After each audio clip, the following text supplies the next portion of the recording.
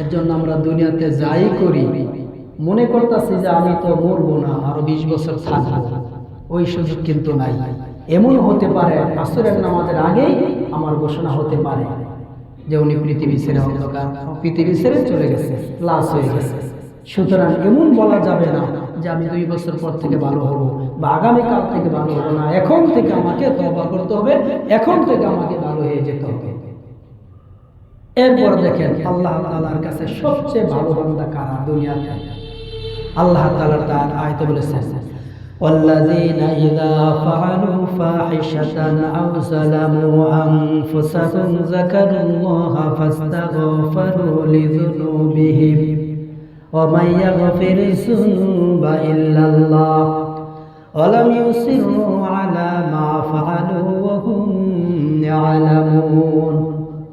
আমার আল্লাহ তাআলা বলেন দুনিয়ার জমিনে তারাই হলো সবচেয়ে ভালো বান্দা, তারাই হলো দুনিয়ার জমিনে সবচাইতে ভালো লোক। তারা কারা? তারা হলো যারা আল্লাযীনা ইযা ফাআলু ফাহিশাতান, দুনিয়ার জমিনে যে সকল বান্দারা ফাহিশা কাজ করে ফেললো, অন্যায় কাজ করে ফেললো, অপরাধের কাজ করে ফেললো, আও যালামু আনফুসাহুম, অথবা নিজের উপরে জুলুম করলো, অবিচার করলো।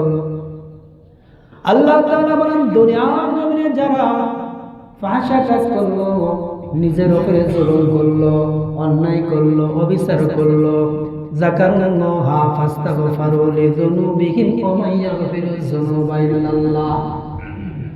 এবং যখনই তাদের স্মরণ আসলো, আরে আমি তো জুলুম করলাম, অন্যায় করলাম, নিজের উপরে আমি অত্যাচার করলাম, সঙ্গে সঙ্গে আল্লাহর কথা স্মরণ আসার পর আল্লাহ তাআলার কাছে ক্ষমা চাইলো। আর মনে মনে বলল, আল্লাহ তুমি ছাড়া তো আমার অপরাধ ক্ষমা করার আর কেউ দুনিয়ার জমিনে নাই, কেউ আমার অপরাধ ক্ষমা করতে পারবো না। এটা মনে করে যারা দুনিয়ার জমিনে আল্লাহ তাআলার কাছে তওবা করবে, ক্ষমা চাইবে, ফিরে আসবে, আমার আল্লাহ তাআলা বলেন আলাম ইয়াসিরু আলা মা ফাআলু।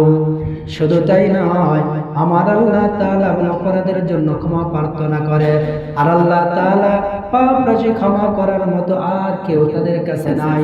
শুধু তাই না, অনন্ত তারা যা করেছিল তার উপর তার অভিশাপ থাকেনি। এই যে দুনিয়ার জমিনে অন্যায় করেছে, অবিচার করেছে, জুলুম করেছে, মানুষকে ধোঁকা দিয়েছে, এই ধোঁকার মাঝে, অবিচারের মাঝে, আল্লাহ বিরোধী কোন কাজের মাঝে তারা অবিচল থাকে না, সেখান থেকে তারা ফিরে আসে।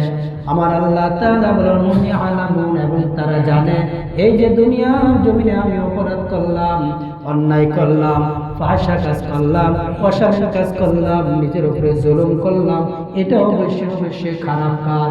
এটা মনে করে যেই বান্দা এই খারাপ কাজ থেকে চলে আসবে, এই খারাপ কাজের উপরে আর অবিচল থাকবে না এবং আল্লাহ তাআলার কাছে তওবা করবে, ক্ষমা চাবে, আল্লাহ তাআলা একমাত্র ক্ষমাশীল, একমাত্র অপরাধ আল্লাহ তাআলা ক্ষমা করতে পারে।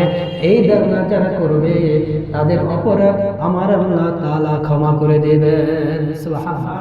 তাদের অপরাধ কেবল ক্ষমা করবেন, আর কারো অপরাধ ক্ষমা করবেন না। এটা দুনিয়াতে আমাকে করতে হবে, পরকালে করার কিন্তু কোনো সুযোগ আমাদের থাকবে না।